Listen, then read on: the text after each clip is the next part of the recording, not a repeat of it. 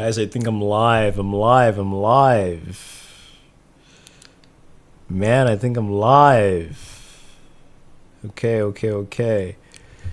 Anyways, welcome to my very first live. I will most likely be deleting this because, well, I've never done this before.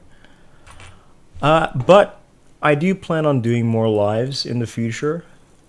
And I think on my live stream, in my live section, on my live tab on YouTube, let's get into that.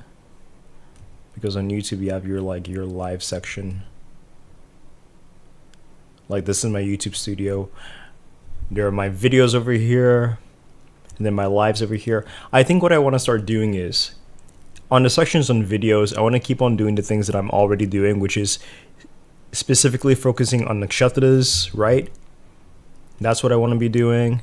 And then on the live section, I want to talk about like other things, like insights on planets through houses, planets through signs.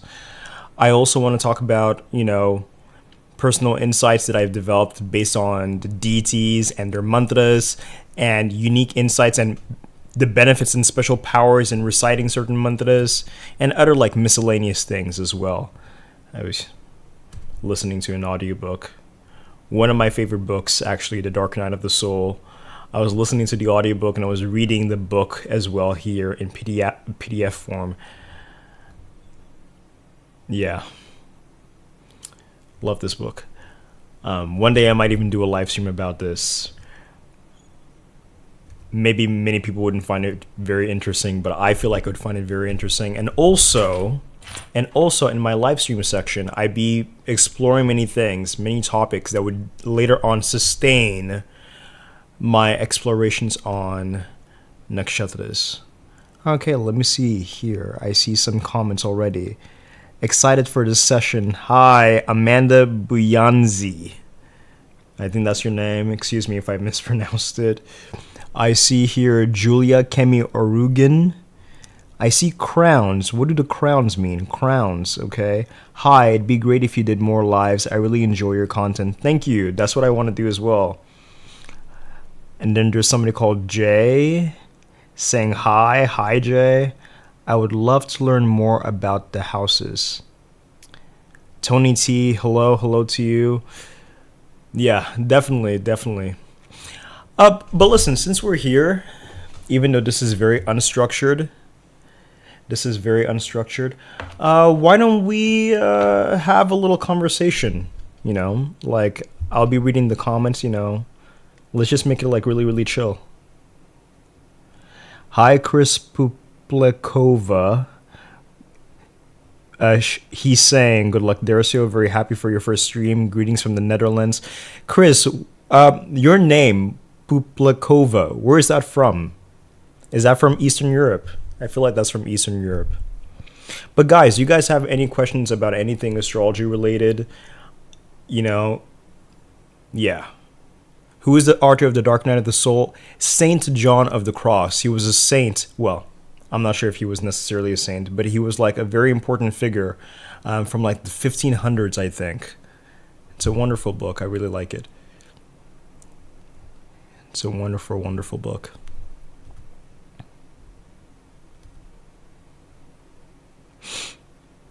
I have to say, I'm actually also quite excited to be here, even though I'm sure this live stream is not going to be exciting at all. I'm sure it's going to be very, very bland and very, very ordinary. And like I said, I'm going to be deleting it. But I don't know.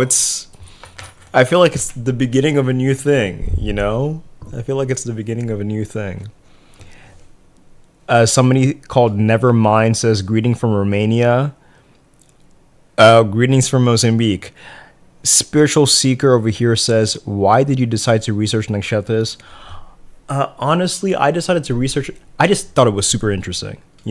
I got into astrology first and foremost because I was super fascinated by psychological tests like the Big Five and MBTI, and I was super fascinated by psychology, but I was specifically fascinated by archetypes. Archetypes really fascinated me, trying to fit people into different archetypes, trying to figure out what archetypes I belonged in, things like that. And then what happened? And then as I was researching about those things and getting into the end of that research, I started asking myself, what other system of archetypes exists? What other system of archetypes exists? And then I remembered, oh, astrology. Astrology is another system of archetypes. Astrology is another system of archetypes. And so I started researching about astrology. I only knew about sun signs, as most people knew about sun signs. And then I discovered, oh, wait a second, there's something called a moon sign, a Venus sign, a Mercury sign. And so, yeah. That's basically what happened. So Chris Puplikova says, I'm a girl. Yes, I am. Then I have a question. Will you collaborate with Claire Nocte one day? I have no idea if we will ever collaborate. I don't think she's one to collaborate, honestly, because I think I remember Vic DeCara. Vic DeCara commented something on somebody's page or something like that. Somebody asked Vic DeCara, will you ever interview Claire Nocte? And then Vic DeCara said something like he's tried asking her, but she wasn't interested, something like that. Yeah. I've traded emails with Claire. Claire is awesome. Love Claire. Love everything that she does. First and foremost, Aditi S says hello. Hello, Aditi. Spiritual Seeker says, I can relate to your answer. Thank you. Yeah. Yes, the slippery slope is astrology. It is, in fact, astrology. It is, in fact, astrology. You know what I think I want to make my next live stream about? I want to make my next live stream about the goddess Matangi. Because I had been meditating upon Matangi for quite a while, for like hours, you know what I mean? And so I have insights about her mantra as well that I would like to share. It is said that one of the spiritual powers that Matangi offers her devotees is the power to attract people. It is the power to attract people, and her mantra is I'm as well. But now this is interesting. You want to know why? Because the goddess Tripura Sundari, also known as Lalita, I prefer that name. I actually wanted to give my daughter that name, but my wife is not down for that name. She says it's not tough enough. She wants a tougher name for her girl. But Tripura Sundari, her mantra is Kleem. And Kleem, technically speaking, is the mantra of romantic and sexual attraction. You know what I mean? And so I would like to explore the mantra I'm. One day I'll make a live stream exploring the mantra I'm and Matangi and the specific way that she attracts people versus the specific way that Tripura Sundari and her mantra Kleem attracts people. Did you guys know that, for example, Tripura Sundari, her temples in India, Tripura Sundari, her mantra has a lot to do with passion. She fills people with so much passion, so much desire, so much emotional and sensual and sexual desire, right? To the point that she can literally drive people mad. One of the consequences of like her energy is that she can drive people insane with lust or with amorous emotion, right? And it is said that even her own priests cannot remain too long within her temples, because if they do, they themselves will go crazy. Like, imagine that. Imagine that. So the Kleem mantra is very, very powerful, and we will have a conversation about that. But let me go back up here to see some of the comments. Sbongli NG Kobo says, I love your content. Your personality explanation videos are so good. Thank you very much. Thank you. Thank you. Do you do sidereal or tropical? I do sidereal. Aditi S says, loved your Uttara Phalguni videos. I hope to see Uttarashada someday if you feel called to it. One day I will definitely do Uttarashada. That sounds so good. Yes. Oh, when you're saying like Rohini kind of, Aditi S. Yes, like Rohini. You have to remember something. The god Krishna was said to be born in Rohini. And the god Krishna, his mantra is also Kleem. And of course, Kamadeva, the Vedic Cupid, his mantra is also Kleem. And Lalita's mantra is also Kleem. And so from an energetic perspective, they all come from the same place. They just put on different forms depending on their context. their social context, etc. You know, and yes, Krishna, Kamadeva, they also are known for driving people mad, driving people insane. So yes. Chris Puplakova says, oh, and something about your Uttara Phalguni research. Silent Hill F pre-order game came out on Uttara Phalguni Day. It is a game about fear of marriage and loss of identity through it. Okay, that's interesting. That's interesting. Silent Hill, yes, I've heard of that game. I've heard of that game. Yes. So yeah, I think my next live stream, I think I'm going to make it either on Matangi or in Tripura Sundari. And then I want to do a live stream talking about like the different planets and special insights on the planets, Saturn, Sun, etc. And the houses as well. Yeah. Do you guys have any more astrology related questions? Yes? No? What nakshatras do those goddesses rule? So Lalita, or Tripura Sundari, the goddess who I associated with Kleem, she's very much associated with Rohini, for example. Of all the nakshatras, she's strongly associated with Rohini. Yes, strongly associated with Rohini. Matangi and her power to attract. Matangi is very much associated with Revati, but she's also very much related to Danishta as well, you know.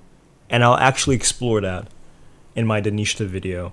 Because Matangi, I'm going to share a little bit right now. Matangi has a lot to do with making people very charismatic. So here's the thing. Like I said, I'm going to explore this more deeply in the actual Matangi video. I can't go too deeply on the thing right now. But Matangi's mantra Aim is, of course, Mercury's mantra as well, right? Though it is a Mercury mantra, it is said to heal the sun. So what does it do? Many of us are not very connected to our own internal sun, you know what I mean? And so through Mercury, through the mantra of Mercury, we develop a connection to our own sun, and we develop the ability to articulate ourselves in a unique way. Not just articulate ourselves with words, but articulate with ourselves with the way that we move, the way that we walk, you know what I mean? And so that blesses an individual with charisma. Uh-oh, there's an error of sorts. I don't know what's going on. I don't know what's going on. I don't know if I'm still here. Damn.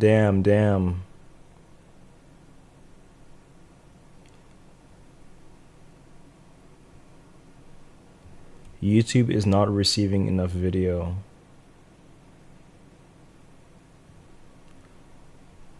Am I back? I don't know if I'm back.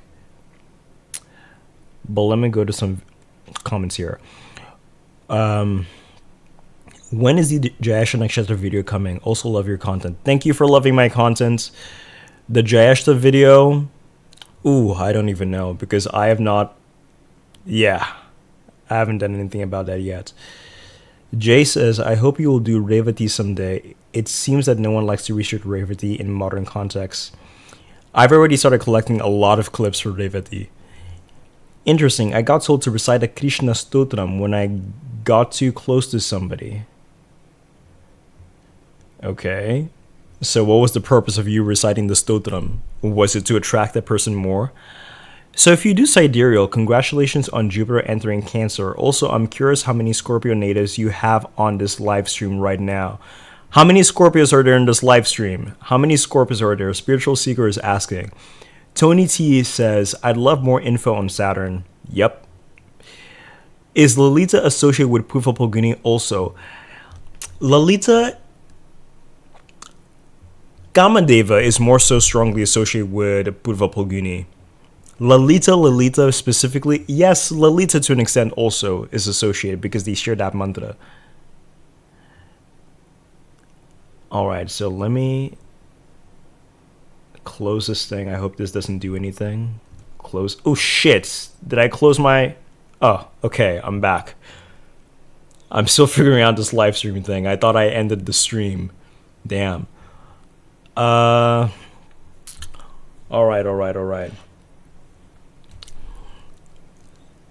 May you please provide more information on the Kleem mantra's effects? It's crazy you mention it because I've started reciting it recently and I've been noticing some very interesting shifts already. Oh yeah, the Kleem mantra is a very powerful mantra. It is said to be the softer version of cream. And cream with the R is Kali's mantra as well, right? And that mantra is also very, very powerful. How are you chanting this mantra? How many minutes, hours a day are you chanting it? You should definitely jot down all of your experiences. Yeah. One of the things that the Kleem mantra does is the following. Kleem has a lot to do with polarity, you see. And so when men chant the Kleem mantra, they tend to become more masculine. Their aura tends to become more masculine. And when women chant the Kleem mantra, they tend to become more feminine. Their aura tends to become more feminine. And so there's something about Kleem that is corrective for the individual's polarity. Do you understand what I'm saying?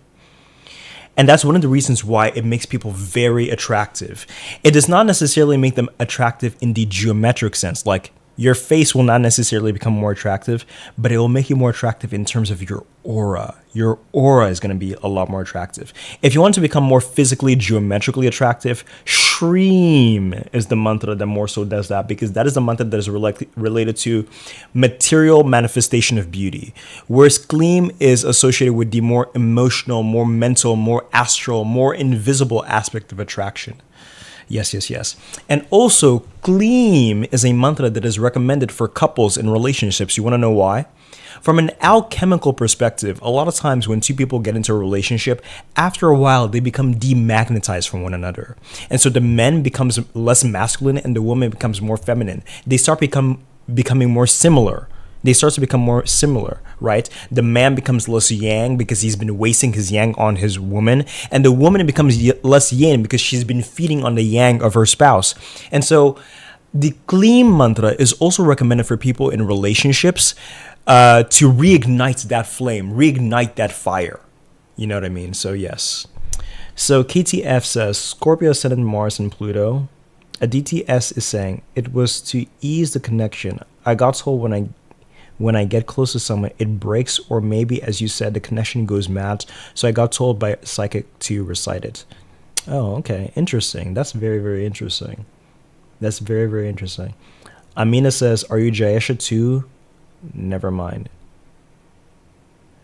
Are you asking me, am I Jayeshta? Nope, I have nothing in Jayeshta, but my father is a Jayeshta. Chris asks, are there any nakshatra connection to Formula One and racing?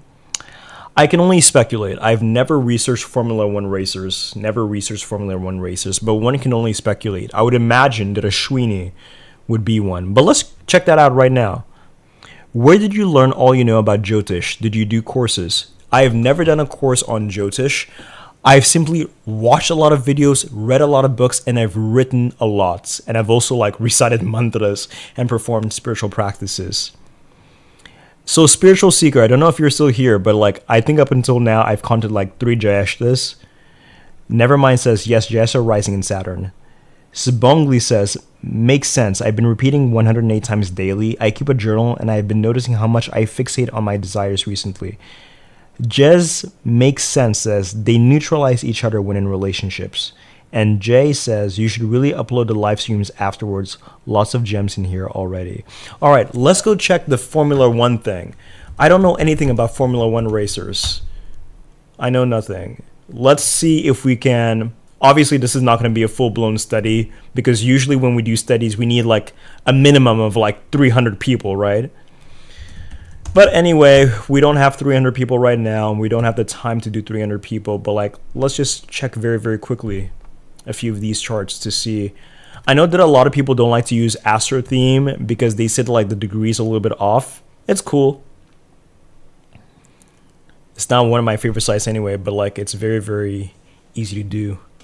So this Fernando Alonso guy, I suppose he's a Formula One driver, right? Fernando Alonso Diaz is a Spanish racing driver who competes in Formula One for Aston Martin. I see. So let's check this out. What things here suggest somebody who's interested in such a field? All right. So, starting off, we see this person has Moon conjunct Mars. Shit. Please excuse me for swearing. Moon conjunct Mars. Mars is a planet of speed. This person has Sun in Pushas Pusha is a swift nakshatra, which is also related to speed. This person's moon and Mercury are more than 10 degrees apart, so they're not necessarily considered conjunct. But in any case, moon in Gemini. Purva Pulguni is not necessarily related to sports, but it's related to pleasure, leisure, enjoyments. I don't know much about Formula One. What does it take to become a Formula One driver? Isn't it like an elite sport? Isn't it almost like horse riding? What does it take to become a Formula One? Do you have to be like a child of like an upper class individual? Let me ask ChatGPT very, very quickly. How does one become a Formula One driver? Do I have to be born elite? That's a good question. No, you don't have to be born elite, but you do have to have access to certain opportunities, resources, and almost superhuman level of dedication from a young age. The pathway to Formula One. Start karting early. This is where drivers skill race. Develop many F1 drivers started karting at you racing national and international. Move to juniors. All right. A whole bunch of information that later on I can research if I care enough about Formula One. Oh, but this is also interesting. Look, this person also has Sun conjunct Rahu. Sun conjunct Rahu. I see. Oh, do you know the reason why I was fixated so much on Purva Pulguni ascendant for this individual? Because if it were the case that Formula One was more like a luxury sport, it would make sense why Purva Pulguni, which is the nakshatra of leisure, would be interested in it. But in any case, let's not focus too much on Fernando Alonso. Let us go check this guy's chart over here. Let's see if this guy has anything interesting. Let's see, 1999, okay. No ascendant, that's unfortunate. That previous guy was an Ardra, because I was going to say he was a Punarvasu. So this guy's a Vishaka, and he's also a Purva Ashada. The last guy was a Purva Pulguni. Interesting. The last guy had moon conjunct Mars. This guy also has moon conjunct Mars. That's interesting. All right, let's quickly check Max Verstappen. Yeah, Formula One is not my sport, guys. I have no idea about this sport. No idea at all. Okay, so those last two guys had Mars conjunct Moon, and this guy has Mars almost conjunct the degree of his ascendant. So 6 degrees, 12 degrees. Interesting. The first guy, do you remember that the first guy had his Sun conjunct Rahu? This guy has his Moon conjunct Rahu, but his Moon is in 29, 18 degrees. So I'm not sure if in a different website, because Astro Team does not do Lahiri. It does not perfectly do Lahiri. But AstroSeek does Lahiri, but AstroSeek is not here. Listen, I could go to Jagannatha and input this person's details, but I'm going to be honest, right now I don't feel like doing that. So, okay, this guy could easily have Moon conjunct Rahu, but depending on the degree shift, he could have Moon in Virgo conjunct Mercury. So, okay, up until now, we've seen a prominence of Mars. Makes sense. Obviously, it makes sense. Formula One is a very, very, very, very, fast sport. You need to be interested in speed. You have to have the ability to tame the chariots that are those very, very luxury. Check this out. Somebody else who has Moon conjunct Mars. The first 4 guys that we've seen, they have Moon conjunct Mars. And this guy has a Purva Pulguni Sun. The first guy had a Purva Pulguni Ascendant. The second guy had a Purva Ashada Moon, if the degree was correct. The third guy had Moon in Leo, probably. And this guy has a Purva Pulguni Sun. Okay, so what is it about Purva Pulguni and Purva Ashada, maybe, that they are related to the sports? Let me go check the comments here and see what's new. You should make a trip to India. You're more than welcome here. I would love to go to India, and I have a friend that told me to visit like certain temples, and he has certain temples that I should go to. I have a small statistic research on F1, 100 people. I can help you with the research. It's not only Ashwini. Oh, that would be so great, Chris. How could you send that to me so we can all, as a group, explore that? Where did you do your research? Did you do it on Excel? Where did you do it on? And how is it that we can quickly, like right now, like look at that information? I'd be so interested. And what did you do, Chris? Did you do Sun, Moon, Venus, Mercury? Did you do all the planets? Did you do all the houses? Do all the people in your thing have ascendants? I would love to explore that with you right now. Maybe you could send it to my email. Do you know what my email is? It is 12.hidden.octave@gmail.com. So if you send it to me right now, we could all explore that. Chris Puplikova. All right, Chris. Researcher Chris Puplikova is going to show us he's a researcher in Formula One, if he so decides.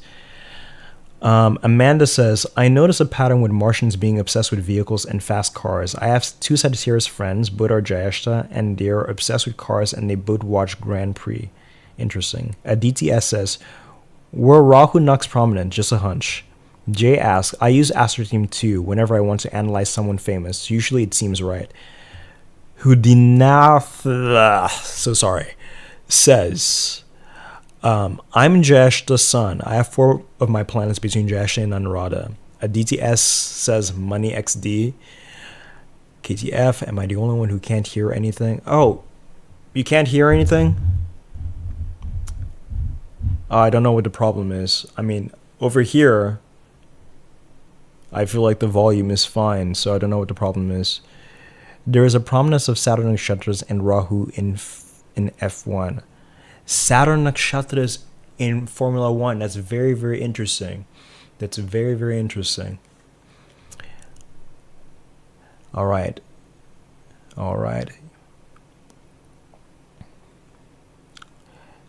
OneDrive. I'd be curious to hear your thoughts on voice actors and their potential connection to Mercury mimicry. Oh, voice acting is something that I've never even thought about researching. Never. Have you ever researched that? I'd be curious as to your findings if you have. But let me go up to what Chris was saying. Where are you, Chris? Chris, didn't you say something?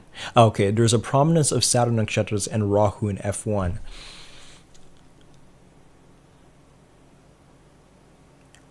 That's very, very interesting.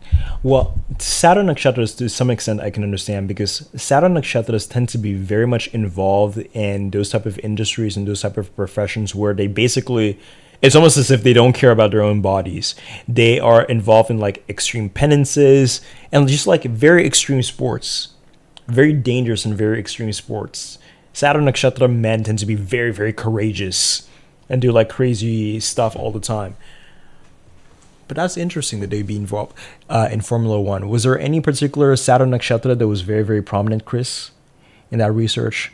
And Rahu, do you mean Rahu nakshatras or Rahu the planets? Because Rahu nakshatras, despite the fact that we saw an Ardra in the first, intuitively, I'm not sure if I really see Ardra nakshatras really involved with that. But Rahu the planet, I can definitely see that. Because Rahu the planet really does agitate an individual. It really, really does.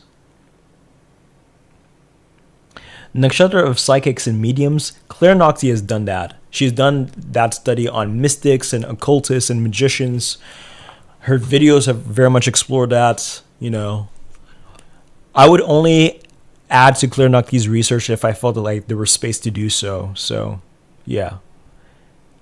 I'm very early in my research on the topic. I'm a psych grad, but I'm still learning the best way to research astrology. Chris says, I will contact you with my research for sure. I don't have time to put everything in nice like you do. Okay. When I hear Saturn men, I think about Goofy from Disney. Aditi says, only time I was involved in getting a speeding ticket was with a UBP. Interesting. Well, speaking as somebody who has a lot of Saturn nakshatras, I can drive fast, but I'd much rather be cautious. Yeah, I'd much rather be cautious. Yeah, but I also have Saturn in the first house, so that's probably one of the reasons why. Amanda says, after the F1 research, would it be possible to go through Moon Ketu natives? What about Moon Ketu natives are you interested in?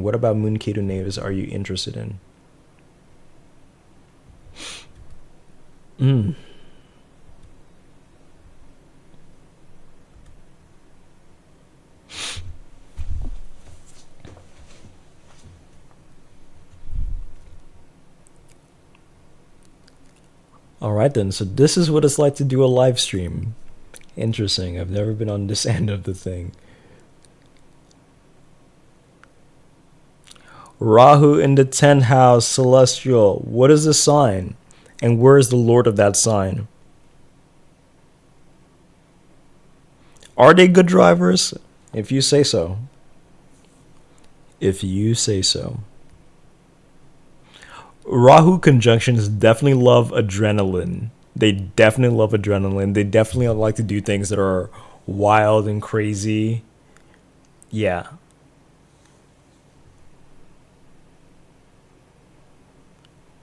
Please may you speak on Rahu energy in a person more as far as agitation goes, because yes, I have Rahu knocks Sun, Mercury, and Moon, and Mars conjunct Rahu. It can be overwhelming. Yes, Rahu and Saturn are planets of anxiety, but Rahu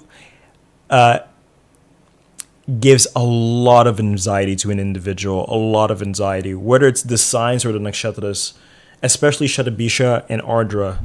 They definitely give a lot of anxiety to an individual. It gives a lot of internal agitation. The person is they're just easily disturbed. They're just easily disturbed, and they can have such a difficult time controlling their mind. It's one of the reasons why pranayama, which is basically breath control, breath exercises, are so very important for Rahuvian individuals, like learning to hold your breath, things like that. Because when you learn how to control your breath, of course, as we know in this mystical space, we understand there's a relationship between the breath and the mind. If you can control your breath, you can control your mind. If you're having a difficult time controlling your mind directly, control your breath instead. So yeah.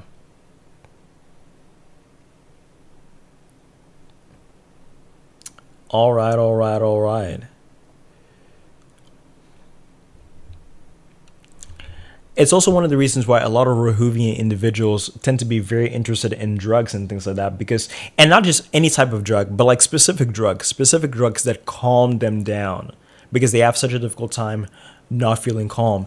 And something else about Rahuvian individuals is that sometimes, because they notice just how fearful they are and they notice just how anxious they are, they can resent themselves for how anxious and how fearful that they are, that they challenge themselves. They force themselves to do things that are scary. They force themselves to do things that are dangerous as a means of somehow magically getting some control over their nerves, getting some control over their emotions. It's like they want to prove to themselves or to tame their own emotions. You know what I mean? Yeah. Rahu energy is crazy and quite difficult. Rahu energy is definitely very difficult.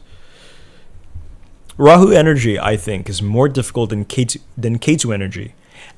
Actually, that brings me back to another topic that I wanted to talk about. I wanted to save this for like my next live stream, but I could even do it in this live stream, to be honest. Suicides. But you know what? Whatever. Let's just do it for this live stream.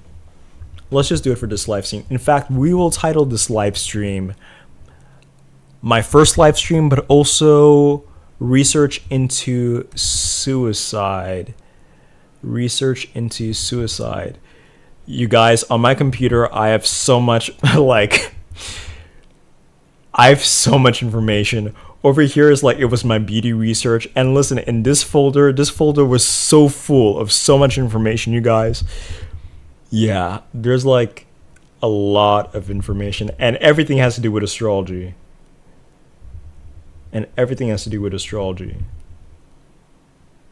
But anyway, let's talk about suicides. This is a very morbid topic, and I ask that you forgive me if this topic is too heavy for you guys. But let me just talk a little bit about my research into suicides. First and foremost, I did a research to see like what nakshatras, and this is not a full research because there were only like 30, 40 individuals. This is not really, it's a very small sample. But what I've noticed is that first and foremost, Rahu nakshatras were very common in the charts of celebrities that have suicided themselves. And also, the dashas in which people committed suicides were usually their most difficult dasha. So first, let's start with Kurt Cobain. I wrote a few notes over here. Kurt Cobain had 2 Rahu nakshatras, And he committed suicide when he was in his Saturn, Moon, Mars Dasha. I wrote more notes over here. I say Mars Dasha activates Rahu. Right. So his Mars Dasha activated Rahu, and his Rahu was in Aries in the 8th house. And his Rahu was also aspected by Mars. So Rahu here was very, very badly placed. Rahu here in Kurt Cobain's chart was very, very badly placed, which suggests that he may have committed suicide because he was deeply perturbed psychologically. Deeply disturbed psychologically by who knows what, but he was psychologically very, very disturbed, and he was having a very difficult time controlling his mind, and that ultimately resulted in his suicide. So what else did I write? In general, Saturn is slightly badly placed. Right, in his chart, Saturn was also badly placed, but in the D9 is horribly placed, and in the ninth. In D9, Saturn is in Leo, Sun being enough houses away. Also making Saturn the ascendant, Rahu is in the second, blah, blah, blah. Could his having been a Shadabishan order have contributed? Now, let us go to Kurt Cobain's chart and actually see this visually, because obviously if I'm just talking about it, like, it won't matter to you guys. So Kurt Cobain, and also let us explore the reason why he committed suicide with that information. View. Cause of death. He killed himself with a shotgun. Okay.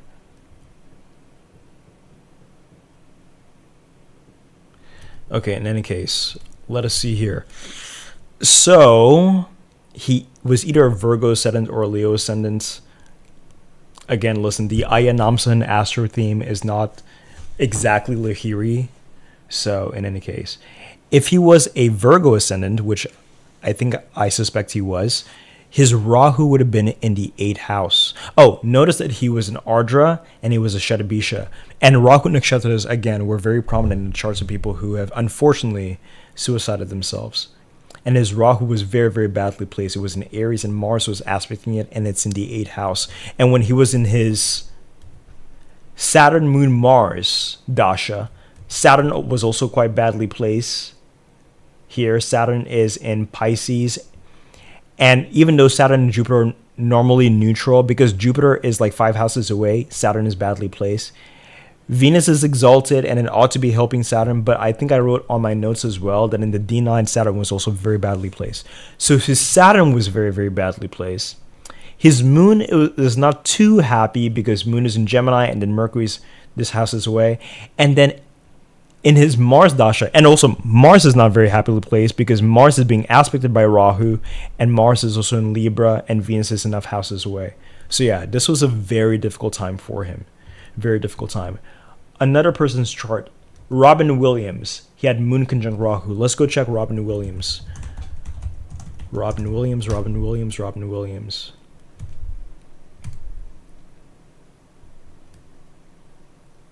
Robin Williams was a Shatabisha moon, and he had Moon conjunct Rahu. And it was also a Swati ascendant as well.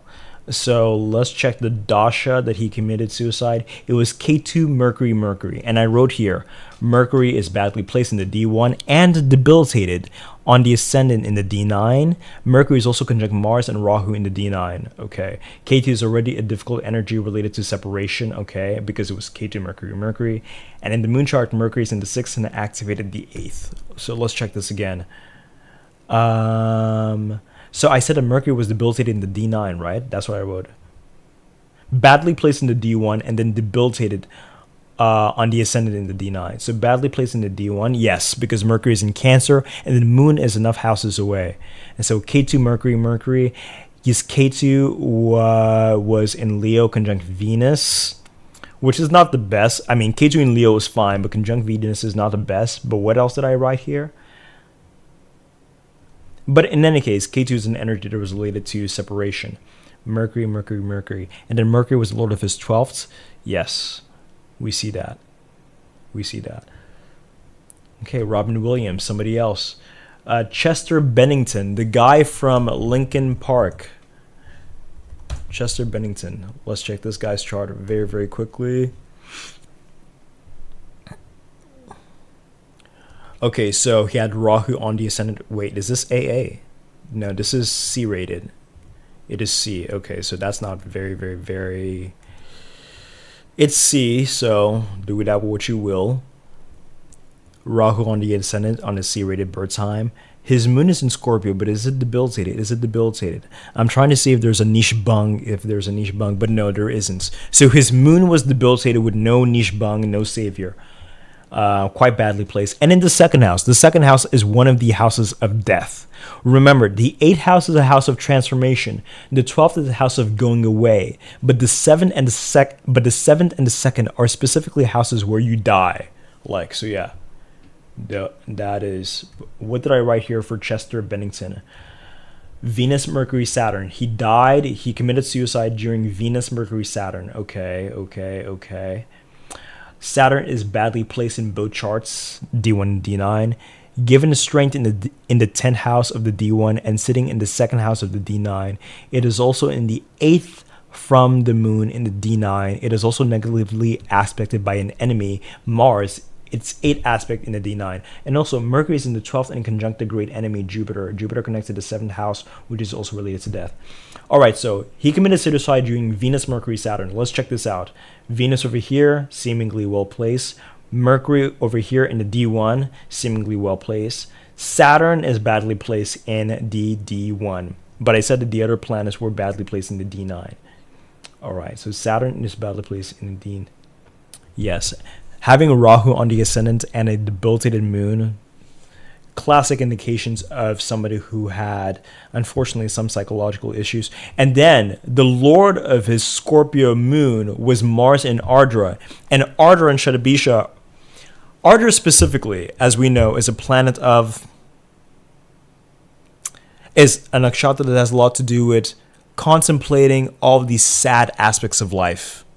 Contemplating the sad aspects of life. It's one of the reasons why there's this stereotype that Ardra natives can be very, very negative, very, very cynical. They're the type of people to, whereas normal people, whenever they don't like a television show, for example, they simply don't watch the television show. Ardra natives are the types to hate watch, right? Because Ardras have a lot to do, once again, here I am repeating myself, contemplating, really studying, really contemplating, really reflecting upon all the awful things about life. So how are you not going to get depressed like that? So having Rahu on the ascendant and a Scorpio moon in the 2nd house and Ardra placements, having an Ardra Mars. So yes, that definitely checks out. That definitely makes a lot of sense. Let's go check another person's chart. Marilyn Monroe. Marilyn was not a Rahu native. Wait, let's go check. Marilyn Monroe also committed suicide, according to many people. Also committed suicide. All right. So according to my notes over here, she committed suicide during her Jupiter Mars. And my notes say Mars and Jupiter are badly placed in the 8th in the D1. But Mars is perhaps worse placed in the 6th in the D9 conjunct Saturn. So her placements are worse in the D9. Mars and Jupiter are in Aquarius. Saturn is enough houses away to make them very inimical. So Jupiter is badly placed and Mars is even worse placed because remember, in terms of natural friendships, Saturn hates Mars. And this is happening in the 8th house, which is a house of transformation but can also lead to, yes, death. But let's see other positions here. Let us see other positions. Her Mars is also in Purva Bhadrapada, which has a lot to do with transformation, has a lot to do with very, very difficult experiences, has to do with the dark night of the soul as well. Yes. All right. But in the D9, things are worse. But she was not a Rahu native. Jonathan Brandis, I have no notes for this person, but this person was a Swati and Rahu conjunct ascendant. Then Michael Huchensi. Okay.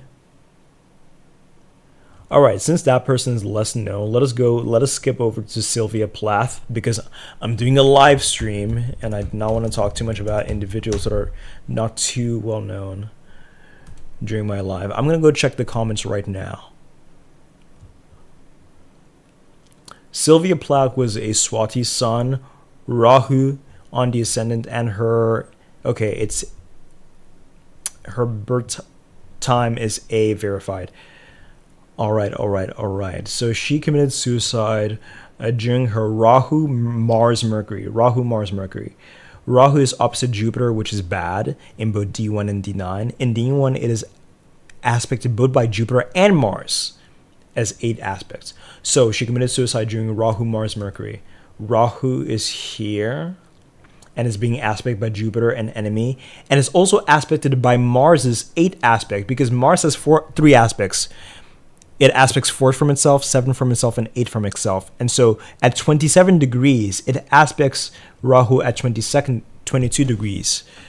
So her Rahu is really badly placed. Rahu, Mars, Mercury. Rahu is really badly placed, which tells you that during her Rahu Dasha, things were not very fun for her. During her Mars Dasha, things were also not fun because Mars is debilitated and Mars has no savior. No planet saves Mars. Here's something that I've discovered during my research into Nish Bung, and this is something that I'm going to be updating on my book on beauty, is that, do you remember that on my video on beauty, I said that, like, I said various things, but my new research says that only friends can save each other from debilitation. So look at over here. Saturn is in Capricorn, right? And traditionally in the rules of Nish Bung, if a planet is debilitated, like Mars is debilitated, but if in the sign of its exaltation, the planet that rules that sign is sitting on that sign, then the debilitated planet would be saved from debility. That is traditionally what is said. And I went along with that idea. But my research, the more that I researched, I found that no, actually, in many ways, that is actually not true. But that's just my personal research. Me, Dersier Lushusha. That is my own personal research. Mars and Saturn are not friends, so they do not save each other. So this person was, Sylvia Plath was in her Rahu, Mars, Mercury. Her Rahu was badly placed. Her Mars was even a worse place, and her Mercury was okay. All right, so let me go check the comments. I'm sure there are various comments. Let me see up here. Let me see. All right.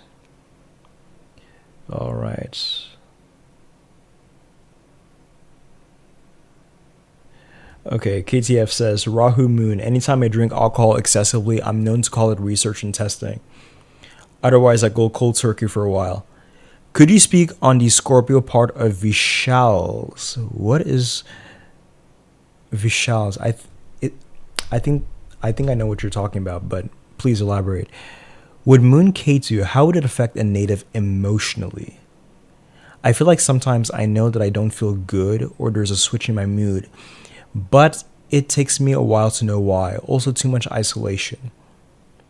I see. We'll have a conversation about that. Mine is in the 6th house. What does Dasha mean? Dasha are the planetary time periods. So in everybody's birth chart, different planets activate at different ages, things like that. So if you're born in a particular nakshatra, you'll be entering into that nakshatra's time period for a while. Yeah, basically they're time periods, and astrologers use them to predict. Kurt was murdered. Well, listen, some people say that Kurt was murdered. That's a speculation that many people have. Then other people say that he committed suicide. He was doing a lot of drugs.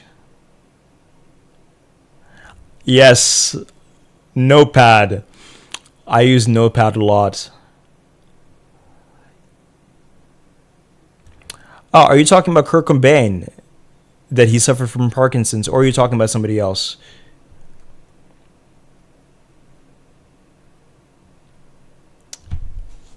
Good and bad seem simplistic. Listen, they're simplistic, but at the same time, they can be very useful definitions. The energies are very, very difficult, and the average person is not very good at dealing with them.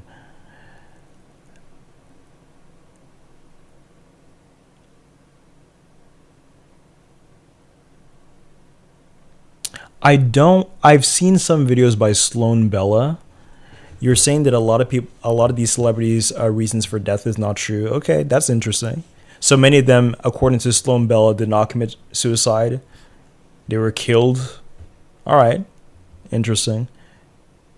Chris Cornell. I also researched Chris Cornell. I'll go show you.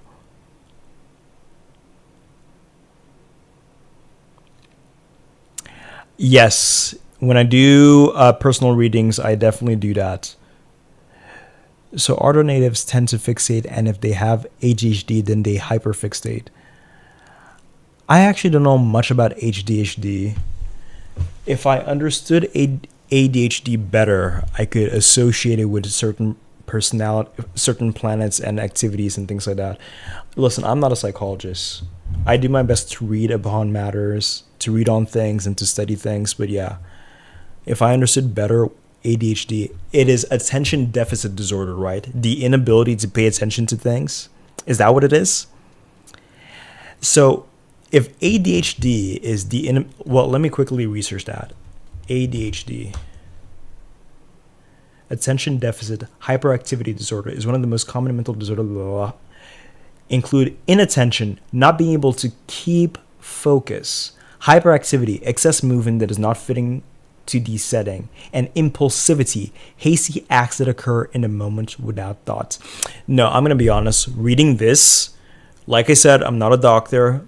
I'm not sure if this Google thing is enough for me to really get an understanding of what ADHD is. But just reading this does not sound like an Ardra thing or a Rahu thing. To be impulsive, that's not really a Rahu or an Ardra thing, because Rahu natives think a lot before they act. Hyperactivity, I can see that. But excess movement that is not fitting for the setting, no, because Rahu natives are very self-conscious and very socially aware. Inattention, no, I wouldn't say that. I would say that Rahu natives actually pay too much attention to their environment. They're overly focused on their environment. So yeah. Do you prefer AstroSeek? Not gonna lie. I also like AstroSeek, but Astro Theme is much more colorful, to be honest. It is the colorfulness of Astro Theme that attracts me to it. But anytime I really want to do research because of the degree stuff like that, I use AstroSeek, or I just use Jagannatha Hora, you know. But you don't always feel like plugging in details for Jagannatha, so.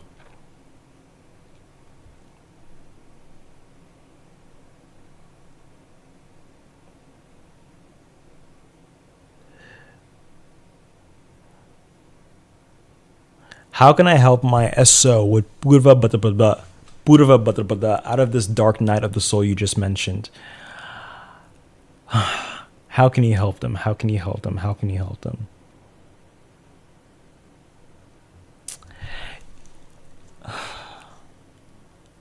Honestly, first and foremost, the dark night of the soul is supposed to be a personal experience.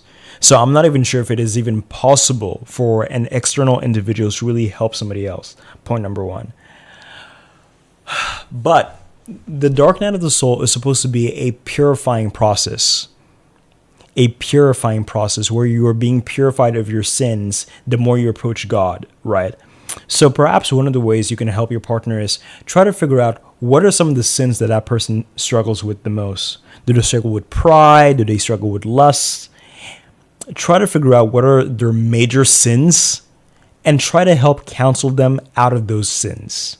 You see, I know multiple Purva Bhadrapada natives that are actually at this current moment going through dark nights of the soul in the way that St. John of the Cross explains what it is. And one of these Purva Bhadrapadas suffers from a very, very deep pride. But they are very, very spiritual and they're very, very angelic in many other ways. But their pride really holds them back. And so right now we're in a process of trying to help this person with their pride. So that's the only advice that I have. Dispositors are definitely very important. I lost myself in the stream.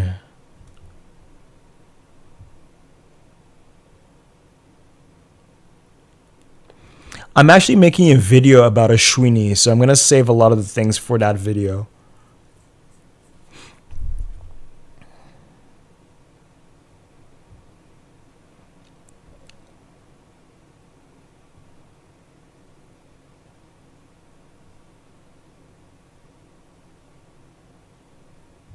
Okay, so there are different types of ADHD. So there's hyperactive and there's inattentive. Okay, interesting. How long have you studied Vedic? You should make a textbook and a workbook. Love how you share. I have been studying Vedic for almost 10 years now. Wait, my computer was running out of battery.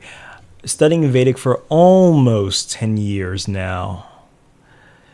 No, I don't see myself making textbooks or workbooks. I see myself continuing to do things as I do them here. Yeah, that's what I see myself doing.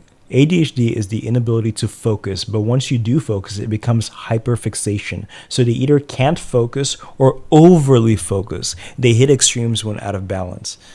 All right, so that's very interesting. That is something that I'm just going to have to research, because I'm going to be honest, I'm having a difficult time really understanding how to really place that. But you guys feel like ADHD has a lot to do with Ardra? Is that what you guys feel? All right, okay. My cousin with Rahu in the first and Rohini is the messiest person. She is also me. She's also me, time deaf, says a lot of crazy things, lack of awareness. Okay. In your opinion, does Rahu in the 8th function better than Ketu in the 2nd, despite both being considered bad placements? So when I use the word bad, I use bad in the way that traditionally people use the word bad. You know, most people consider negative health to be bad. Most people consider psychological issues to be bad. And not to say that everybody who has Rahu in the 8th or things like that have these type of issues. And not to say that different people's charts do not know how to deal with those things and to actually bring something good out of them. Because yes, many people who have difficult charts can manage to bring something wonderful out of them. They do. But the thing is that the average person is not going to be able to, does not handle those things well. But now the question here is, does Rahu in the 8th function better than Ketu in the 2nd? First and foremost, in general, Rahu is the more difficult energy to master, because Rahu goes out of its way to try to corrupt you, because Rahu blinds you. Yes, Rahu has that unfortunate quality where it can blind you and it can make you very, very, very hungry for something, to the point where you go about it very, very foolishly. So they're both difficult to handle, but Rahu is usually the more difficult energy to handle, unfortunately. But thank you for suggesting that I should do textbooks and workbooks, Serendipity. And you're welcome for the PBP tip. I hope it works. I hope it does something.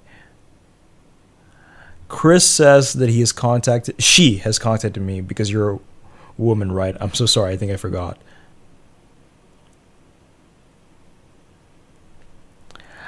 Yes, I'm doing my Ashwini video. I'm not going to be focusing on the medical aspect of Ashwini, but who knows? Maybe you'll find it interesting. All right, so Chris says that she has contacted me. Let me go to my email. Okay, so Valeria Govorchenko. I knew somebody named Valeria once. Okay, my name is Valeria. My YouTube nickname is Chris. I did a little bit of Vedic astrology research on my own for fun. I watched your stream and even asked several questions, including Formula One. Yes, I was just here. Since you have never researched, but I have a little bit, I want to share with you my humble statistics on F1 drivers. I have attached the file to this email. I do not have the time to make nice video research like you do. I hope you can make something nice out of it. This research includes almost no ascendants because I cannot verify birth time. If you want to contact to discuss it, let me know. All right, Valeria. Valeria, let me ask you something. Have you studied... Here I am. I don't even know if you probably are not the Valeria that I know. Do you want us to try to recover as much as we can? You probably are not the Valeria that I know, but by chance, did you study in Monaco, Valeria? And do you know how to play the guitar, and do you sing?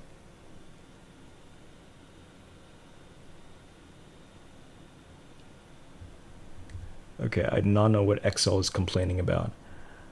Okay, I see here you have the names. All right. Here you have the dates of birth. Here you have the place of birth. Here you have the sons. Okay. All right, all right. You know something, Valeria, I have a small suggestion. I feel like this could be a little bit easier for you and for us and for the future. Let me go to where I do some research. Let me show you the way that I structure my Excel things. So here's how I structure them. Right, you see over here on this side, I have all the nakshatras. And up here, I have all of the planets. And then down here, I tally, you see. So for example, there are 5 people with Rohini Sun. There are 8 people with Mars and Punarvasu, etc., etc. Over here, I have the complete list of Sun, Moon, Mars, Mercury, Jupiter. Over here, I have the big 3. And then over here, I make graphs about the sun and how commonly the sun was in each nakshatra, things like that. Over here, I have Jupiter. I have various things like this. But apparently for this one, I did not do all the other planets. But yeah, so this is just like a small suggestion because I feel like reading information like that, it will be a little bit easier, Valeria. I think it'll be a little bit easier. But let's check over here. All right, so 3 with Sun, 3 with Punarvasu, 4 Dhanishta, 4 Mrigashira, 4 Purva Ashada. And then over here, let's open this up a little bit, and 3 Uttara Ashada.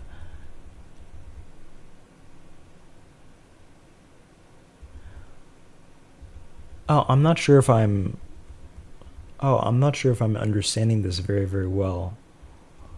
I'm not sure if I'm understanding this very well. Are you saying that, for example, there are 3 people with Chitra Sun? Okay, but this is one person. How does one person have 3 Chitra Suns? Or am I not understanding this very well? I'm not sure if I'm understanding this very well.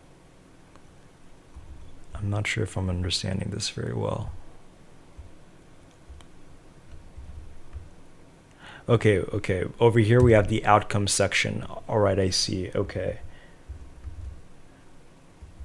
27. You have all the nakshatras here. Okay. Do you have graphs over? Oh, you have. Oh, okay. Oh, okay. Wonderful. So you do have the graphs. So Ashwini and Uttara Bhadrapada were definitely the highest in your study. And then what is this one right here? And then Uttara oh, no, that's Purvashada. Okay, so we have Ashwini, Uttara Bhadrapada, and Purvashada as the highest placements for the sun. I think that makes intuitive sense. Ashwini, of course, makes intuitive sense because it is the very nakshatra of chariots, right? Very straight up, very to the points. Ashwini, the nakshatra of chariots, makes complete sense. Over here, what do we have over here? Over here, we have Saturn. So does Saturn show any prominence here? See, the thing about Saturn is, if most of the people, I don't know much about Formula One, like you guys know. I don't know anything about Formula One. Is Formula One a thing from like a long time ago, like from like 100 years ago, something like that? The reason why I ask this is because if most Formula One drivers in your study were born in like the last 30 years, naturally it makes sense that Saturn would be prominent in one particular place. But if you've collected a lot of different charts from a lot of different Formula One drivers from like the last 100 years, that'd be a lot safer. You see what I mean? Because we know that really, yes, Saturn really does matter in this study. But in any case, we see Saturn in Barney, we see Saturn in Hasta as leading, but not by much, because see over here, 6 and 5, so not by much. But let's check where Saturn was the least prominent. Saturn was the least prominent in Ardra, and was the least prominent in Shravana and Dhanishta, you see? The least prominent in Ardra and the least prominent in Saturn, Shravana and Dhanishta. Well, Saturn being the least prominent in Ardra, no. Actually, I realize, yeah, that's something that I'm going to have to reflect upon a little bit more. So let's check this over here, distribution versus sequence. Okay, well, there's no data over there. I'm not sure if there's any more data down here. Okay, let's go back up here. Let's go back up here. Let us do this. Let us do this. So that now we can do this. All right then, so for the moon, we had 8 places for the Nishta, 6 for Ashwini, 6 for Purvashada, 6 for Uttara. All right, so this is interesting. So we see that Ashwini again was very prominent for the moon. Purvashada was again quite prominent because remember, we saw that the sun in Purvashada was also prominent. And then we see Uttara again. Okay, so that's interesting. But now we see the Nishta for the moon. So that's interesting as well. Now let's go over to Mercury. Mercury in Uttara was the highest. It's interesting. And then Mercury in Uttara Phalguni. Well, I think Mercury shows the most dramatic result, doesn't it? It shows the most dramatic. This study of yours is quite small, but yeah, I see it. Venus in Maga, Venus in Shadabisha. All right. Mars, where were you highest? Mars is highest in Purva Ashada. I see. And then Hasta and then Ardra. Now let's go check Jupiter. Jupiter in Ardra, Jupiter in Swati. Okay. Saturn was largest in Hasta and then in Barney. All right. Rahu was most prominent. Oh, look, 7. In Kritika, Ashwini, Pusha, Purva. All right. Okay, thank you so much for sharing, Valeria. Oh, am I not supposed to open personal emails online? I'm so sorry, Valeria. First and last time. It's never going to happen again.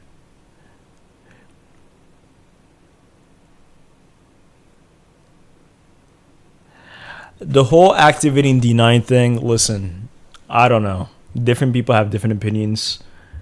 About that. Some people say 30. It doesn't matter that I'm still studying.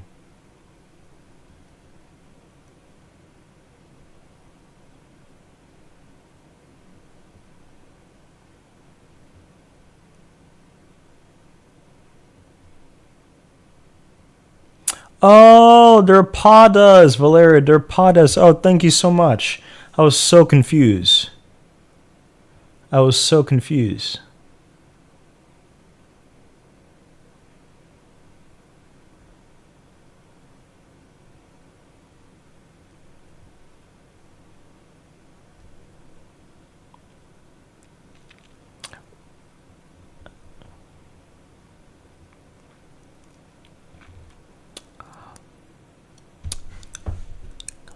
Mercury being in Uttara serendipity is such an interesting position, and it's something that we definitely have to reflect upon.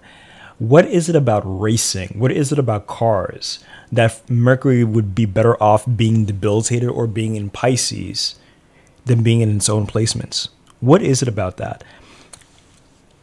You know, in the future, we should definitely research more about athletes in general and see the Mercury of athletes in general, because maybe, and this is just something that I'm just throwing out there, I do not know it for a fact, Mercury being well placed would make sense for intellectual fields. Mercury being badly placed would make sense for, well, let's not use the word badly in this case, because just because it is in Uttara does not necessarily mean it's debilitated. Mercury being in Uttara could actually be more beneficial for athletes. You want to know why? Because Uttara is a nakshatra where all thought dies. Because it's the nakshatra of yoga. So there's no thoughts, there's no thinking in Uttara. And when you're an athlete, your mind needs to be focused on the game. You cannot be distracted. Uttara is a nakshatra that does not distract itself. It is always thinking about one thing and one thing only and always. When your Mercury is very well placed, like in Virgo, you are constantly producing thoughts, and constantly focus on many things at the same time, and perhaps even multitasking as well. You might be good at it, but you're doing that all the time. And so maybe, this is just a speculation, maybe in the charts of athletes, it would make sense why Mercury would be in Uttarabhadra, because as an athlete, you cannot be on the field and start thinking about, what you're going to have for dinner, start thinking about your favorite episode of your favorite television show, like random things like that, you know what I mean? And so perhaps that is something that is going on, but we would have to study it. We would have to see. We're going to have to see the charts of like most athletes. What would you recommend for Saturn in Ashwini? Is it a good or bad placement? Whether it's bad will have to depend on various things. But what I would recommend is Saturn is an air planet. And so much like Rahu, it benefits so much from breath control and from breath work. And so a basic recommendation for anybody who has Saturn in Aries is to learn pranayama. So Google videos about pranayama and practice pranayama at least 10 to 20 minutes a day. It will be of an incredible benefit for anybody who has Saturn in Aries. All right. Forrest Gump asks, is Mars Ketu in the 11th house good or bad for wealth? I have heard both opinions because Ketu in the 11th creates wealth, but does the introduction of Mars change that, since Ketu is already like Mars? That is a matter that needs to be reflected upon. I can definitely see why it is that many people would say that it's bad.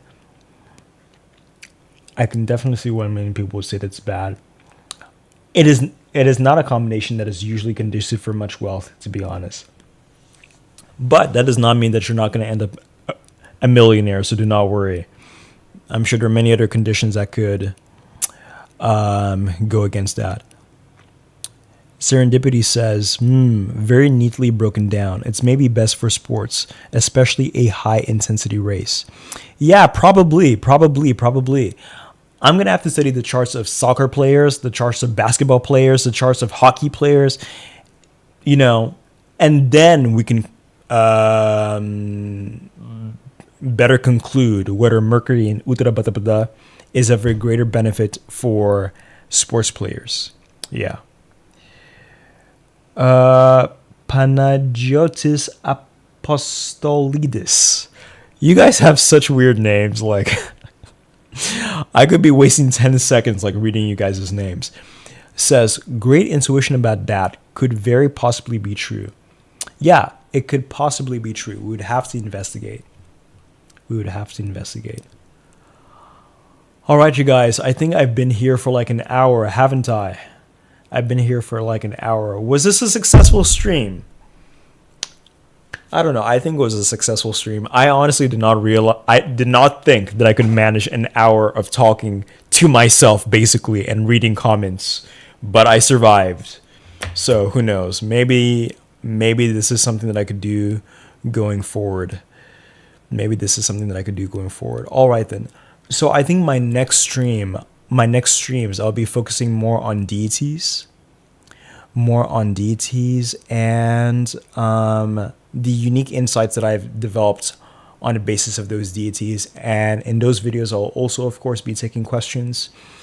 And then, yes, on future live streams, I'll be talking more about planets and houses, like more general astrological stuff. That way, on my video section, I only speak about nakshatras and how they appear in the modern world.